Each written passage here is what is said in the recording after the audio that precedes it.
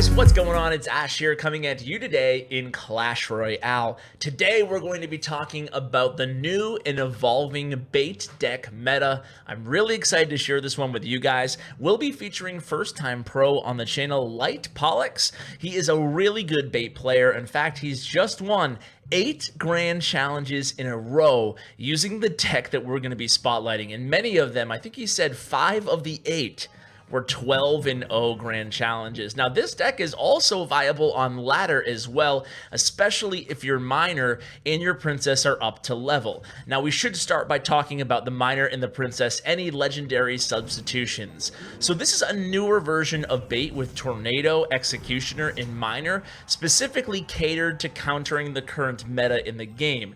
The miner is very difficult to replace in this deck. However, the princess can be replaced by either fire spirits or arrows. Now, before I get too far into the actual deck review, I have a lot of good tips straight from Light Pollux's mouth to me. I'll also include a text version of the guide in the description for you guys if you guys are the type that likes to learn by visual, audio, and text. But first, I have to ask you guys, my video yesterday, if any of you guys caught it, it was a kind of new Ash Plays format, where basically I just play a deck or a bunch of decks for about 20 minutes to a half an hour and try to teach you guys how to use and counter other popular meta decks with it.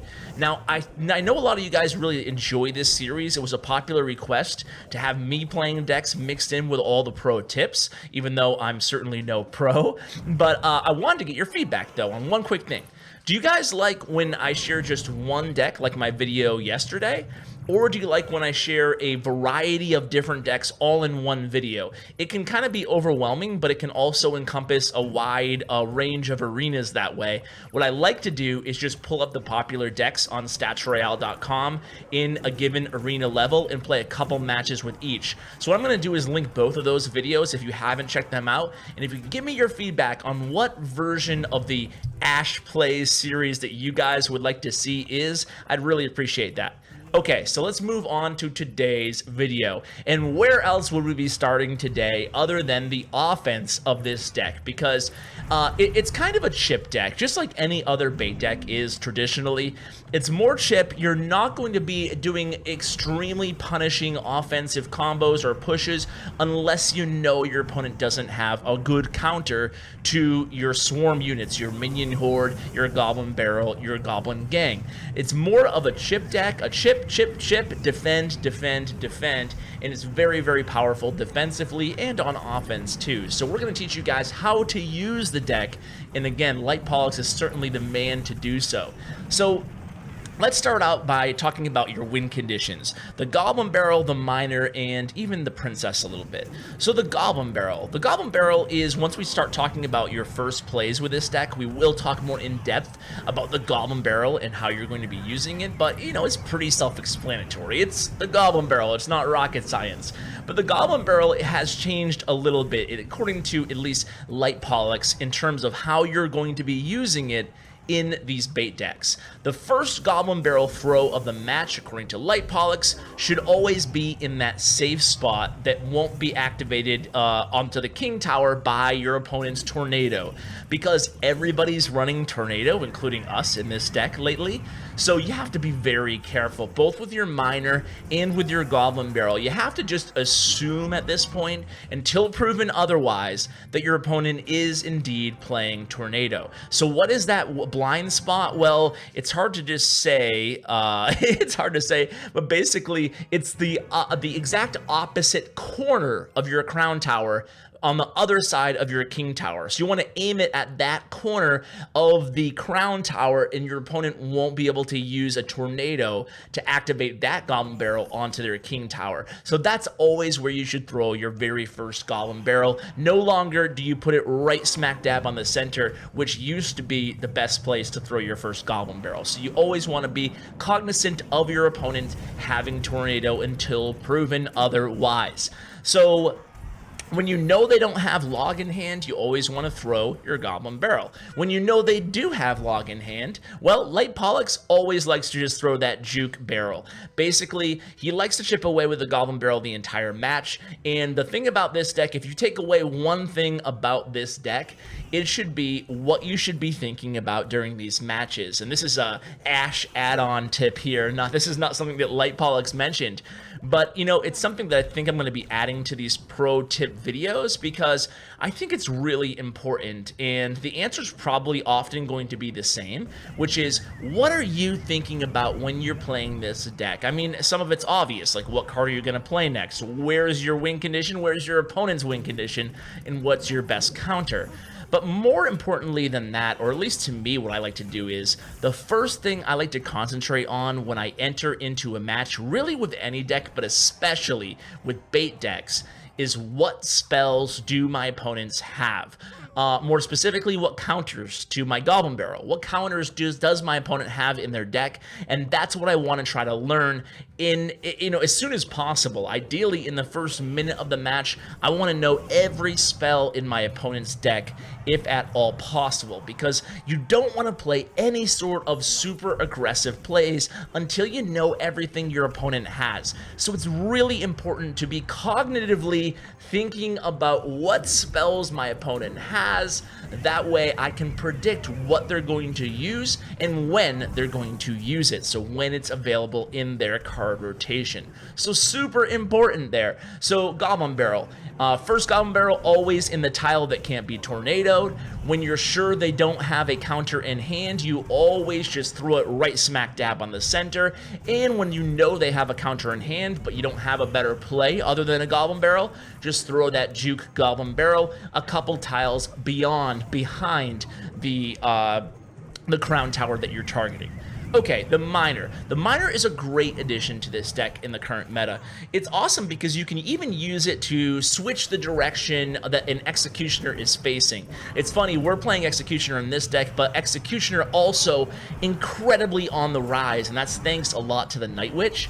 So using the miner as opposed to, say, a hog rider in a bait deck is actually really advantageous, especially now in the meta, because you can use it in all sorts of combos. You can use the miner to take out your opponent's pump. It's probably going to be your most important objective in the early game with a miner in this deck. If your opponent starts out with an elixir pump play in front of their king tower, say, you want to immediately try to punish them. Even if you're not successful, you always want to try to target that pump. You can use the miner and then send in a goblin gang, or a miner and then send in the goblin barrel. The miner can pretty much be comboed with every single thing you have in this deck. I mean, you can use the miner even on a counter attack with an executioner. Of course, the more traditional usages of the miner in this deck are going to be with the minion horde on a really big punishing push. If you know your opponent doesn't have a good counter in hand, be careful, because that's an 8 elixir investment with the miner and the minion horde. That's definitely your most powerful offensive combination,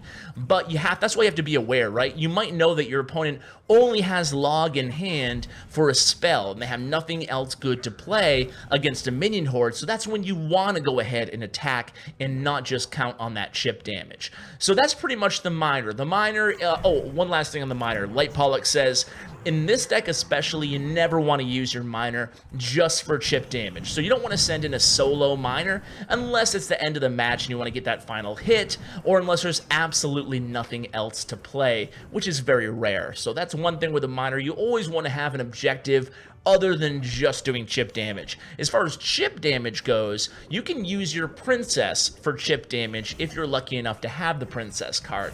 Now, what you want to do with the princess is only use her for chip damage at the bridge, essentially, in 2 circumstances.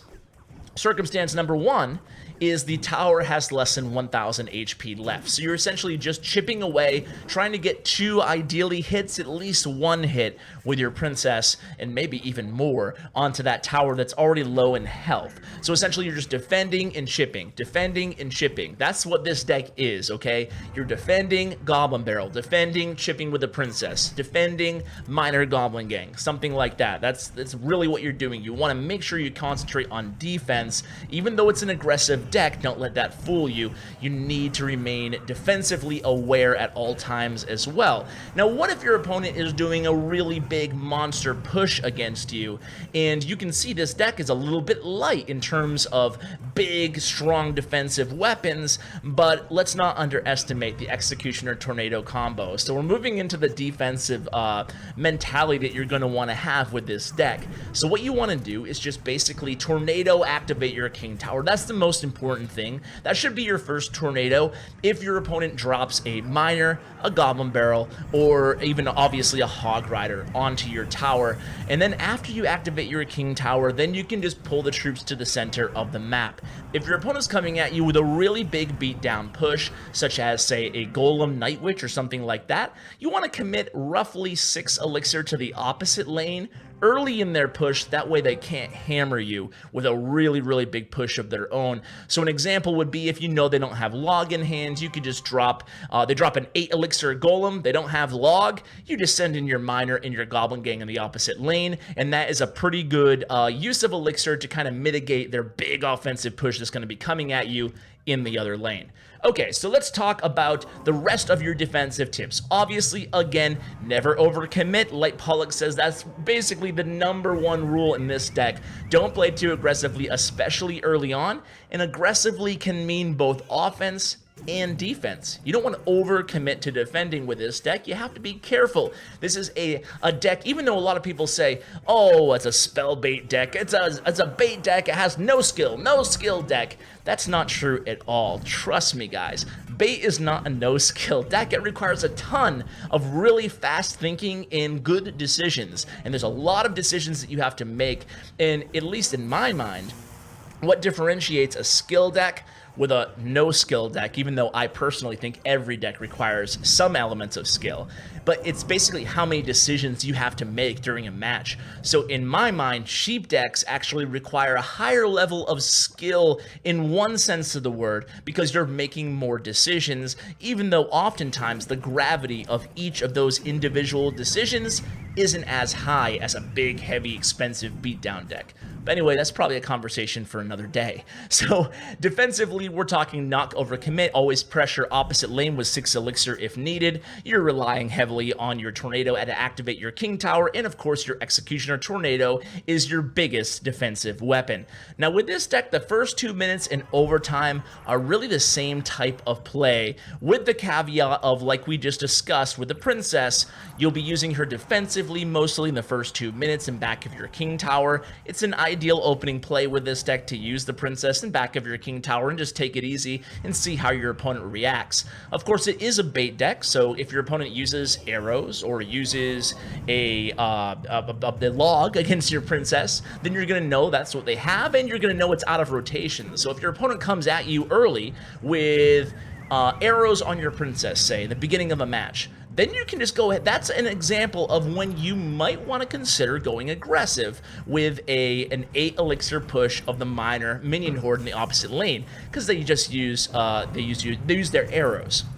Now, if they use their log against your Princess, you can obviously go miner and goblin gang in that other lane. It's a little bit less expensive, but it could still be very lucrative for you because they just use their spell. That's what you're doing with this deck. You're baiting out their spells, their counters, and then you're sneaking in your pushes in correspondence with what they used against your bait, or how you were able to bait them. So pretty simple deck offensively in terms of what you're trying to do. Now executing on that is another whole story. It definitely takes a lot of practice, guys. So opening plays, of course, can be Princess in the back like we just discussed, and it can be a Goblin Barrel. An ideal first play is the Goblin Barrel, again, in the safe area from that tornado, so just be very careful about that.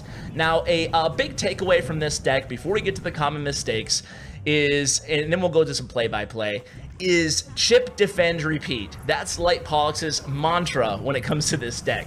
You're chipping, you're defending, you're repeating. Chip, defend, repeat. So think of that in your head. I'm chipping, I'm defending, I'm repeating.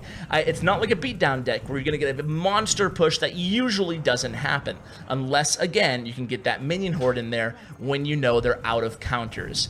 So, common mistakes. playing too aggressively at the start. You have to play slow while you figure out what counters and what cards they have. That's pretty much common sense with any deck, but it's really important in this deck. You need to know what spells your opponent has, and playing the minion horde too aggressively. And beyond just what that means at face value, it also means, you'll notice this in some of the gameplay too in the background, but you don't want to place your minion horde on a baby dragon. You have to let that baby dragon, or you have to let that executioner, you have to let that wizard target your tower for a couple hits before you drop your minion horde. That may sound obvious, but some people over defend so much that they'll sacrifice a minion horde just to distract a splash unit for a small amount of time to protect their tower. You need to take a little bit of damage and then use that minion horde. It's something that's pretty obvious, but you guys know what I'm talking about, right? I mean, a baby dragon's coming down the lane. You only have minion horde as a good counter. You just have to let that baby dragon target your tower and then drop the horde. Don't drop it early. So let's do a little play-by-play here in this very last match of the video today. So we're going to be going against a Night Witch deck. Who would have figured, right? Night Witch is everywhere right now. So we're going to start by, you can see Light Pollux, by the way, on the top, and he started out with that Goblin Barrel, just like, you know, a good opening move. You can see his hand right now is Executioner, Minion Horde, and check this out. Check this out here. He drops his Executioner, and then he waits till his opponent's Executioner is targeting his Executioner. Then he drops the Minion Horde. That's just what we talked about here. So we had the Minion Horde already used defensively, so he sends in the Miner to try to combo it with the minion horde. Unfortunately, not a good result there on the first counter push, but you can see he didn't take any damage to his tower there, despite that P.E.K.K.A. early play by his opponent. So now he's sitting on Zap, Tornado, Princess, Goblin Gang, a very defensive hand, but you can see his next card was Goblin Barrel. He was able to get that log out of his opponent's play, and now he has Goblin Barrel ready to go. He baited out the log, and now his opponent has to play the Executioner and the skeletons to counter that Goblin Barrel, and he was able to get a few hundred damage done to that right tower. So here comes Executioner coming at him again. Not a big deal. We're just going to counter with our Executioner. Even that lightning, it was kind of a crappy lightning by the his opponent there. Didn't get a lot of value out of that. He got rid of the Executioner, but he only got one hit with the Executioner of his own. So here comes his Miner, solo Miner, and like we talked about, rarely are you going to be sending in a solo Miner, but there really wasn't another obvious play. He knew his opponent had log in hand there, so not an obvious play. It's okay to send in that ship Miner. So here comes Princess defending in the opposite lane, of course forcing his opponent to use that log on the Princess or sacrifice that Night Witch. He decides to use the log on the target, the tower that he's targeting there, and then check out. That's what I'm talking about, guys. Light Pollux knew that his opponent had that Tornado in his deck, so he's always going to be dropping that Goblin Barrel on the safe zone. And when we talk about that safe zone, that's exactly where it is. You saw that corner. If you didn't, rewind and take a look there. So check this out, guys. He knows there's nothing good to target that or to counter that Minion Horde in hand. He gets a lot of damage done on that left tower and almost kills that Night Witch in the process there. So now, log in hand here, going to play Princess, kind of in her little perch there in front of the King Tower. Gonna use Tornado as much as you guys need to. Using your Tornado and the Executioner even against higher HP units coming down the lane can buy you valuable time and let you cycle your deck in the meanwhile. So don't be afraid to play Executioner by any stretch of the imagination. So cycling all the way back to Princess again. Princess is actually really good against Night Witch, who is everywhere right now. Another lightning by the opponent. You can see the opponent's getting a little bit worried here, using some really aggressive lightnings. So here comes a Tornado being used against that Goblin Barrel, and that's really, once you've activated your King Tower, or if you know the opponent's going to be throwing the Goblin Barrel in that safe zone, you can activate, or excuse me, you can use your Tornado to pull the Goblin Barrel back behind the tower, sometimes without taking a hit onto your tower like the opponent did there. But Light Pollux was able to finish things off really strongly there with that last big swarm of Goblin Gang and Goblin Barrel. So really huge thanks to Light Pollux. You can see by the YT in his name, guys, that he's also a YouTuber, so make sure you check him out. I'll have the link link to his channel there. Very great deck guides and all kinds of next level information for you guys if you want to check him out. I highly recommend you do so. Thank you so much for watching until the end. Give some love to my YouTube partner, Bren Shong. You can find his information in the description below. Guys, thanks so much for watching, and as always, take care, guys.